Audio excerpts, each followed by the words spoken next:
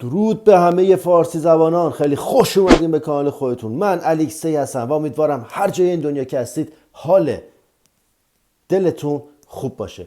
امروز اومدم با یه ریاکت دیگه به درخواست شما عزیزان از هنرمند عزیزی به نام خلیل یوسفی با آهنگ ای خراسان من. بازم میگم اگر یه سری ویدیوهایی که درخواست دادید من ریاکت نرفتم، حتما مطمئن باشید که اینا کپی رایت داشته و من نتونستم ریاکت برم. دمتون گرم بابت تمام انرژیایی که دارید میدین، تمام انرژیای زیبایی که دارید به من میدین. امیدوارم که همه این انرژی‌ها برگرده بهتون و همیشه در کنار خانواده‌تون صحیح و سالم باشید. بدون معطلی بریم با هم دیگه موزیک ویدیو رو ببینیم. لایک و کامنت و سابسکرایب هم که قبلا بهتون گفتم. پس برو بریم.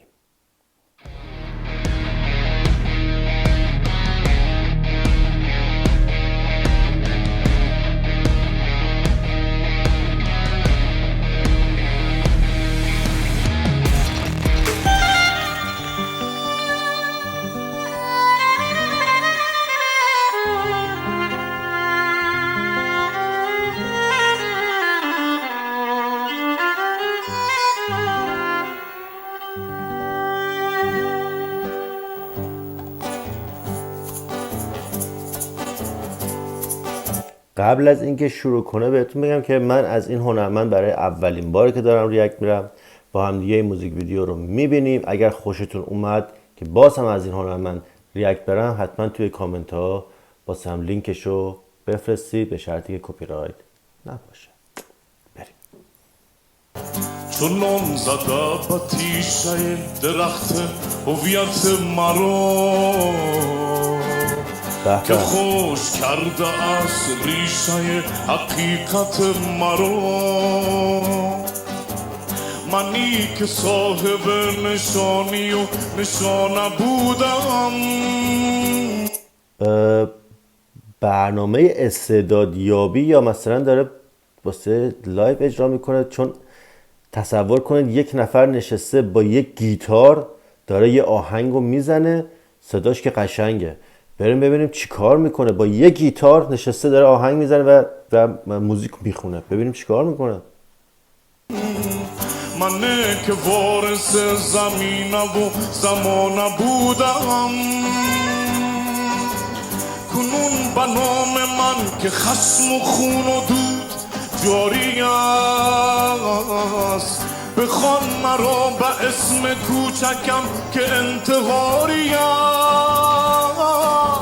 ای سرزمین هراسان من، ای باور سخت و آسان من، ای سرزمین هراسان من، ای باور سخت و آسان من.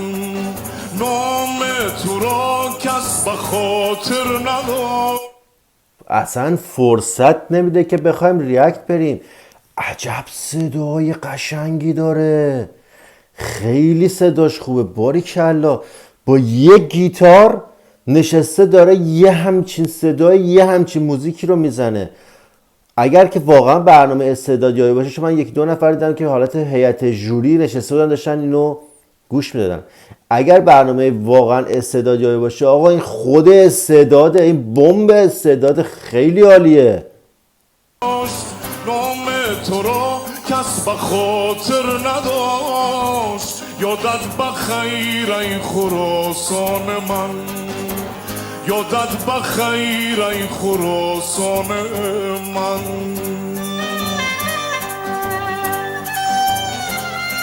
باریکلا. عجب صدایی. اشک این خانوم هم در آورد.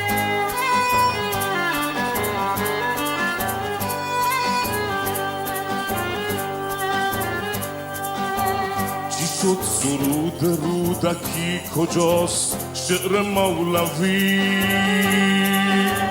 چی شد شکوه شهر نامه و زبان پهلوی؟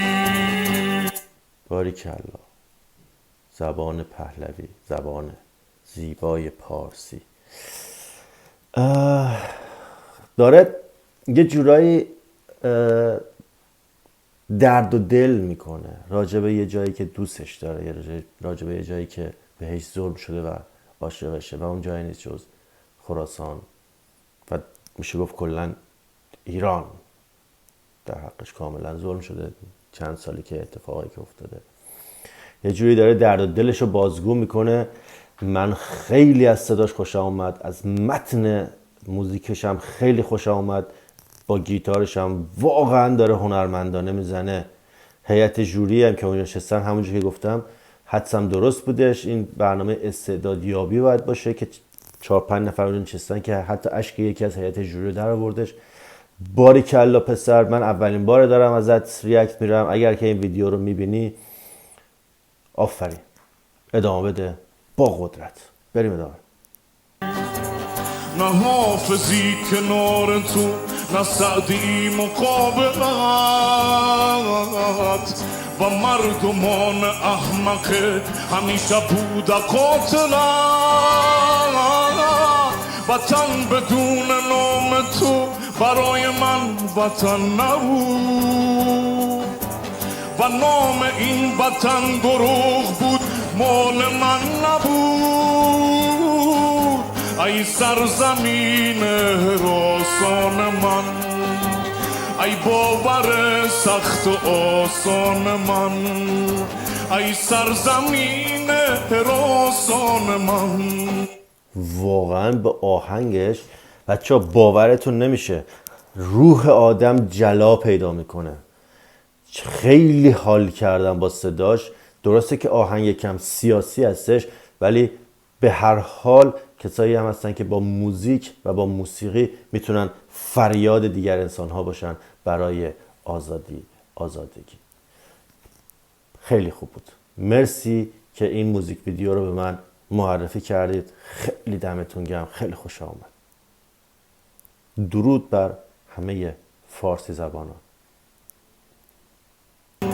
ای باور سخت و آسان من، نام تو را کس به خاطر نداشت، نام تو را کس به خاطر نداشت. یادت بخیر ای خراسان من، یادت بخیر ای خراسان من.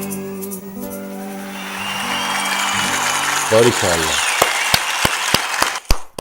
بسیار آهنگ زیبایی بود. من که شخصا خیلی خوشم اومدش. عجب صدای طوفانی داشتش، عجب آهنگ سیاسی بودش، همه چی عالی بودش. یک نفر با یک گیتار جلوی هیئت جوری، پشت سرشون پر از تماشاچی، با این قدرت صدا، باریکلا داره. مرسی که تا آخر این ویدیو با من بودید. بازم از این هنرمند اگر خواستید ویدیوی من ریاکت برم، حتما لینکشو برای من زیر همین ویدیو تو کامنت ها بذارید. دمتون گرم. سرفراز، سربلند، جیباتون پر از پول. تا ویدیوی بعدی. بدرود.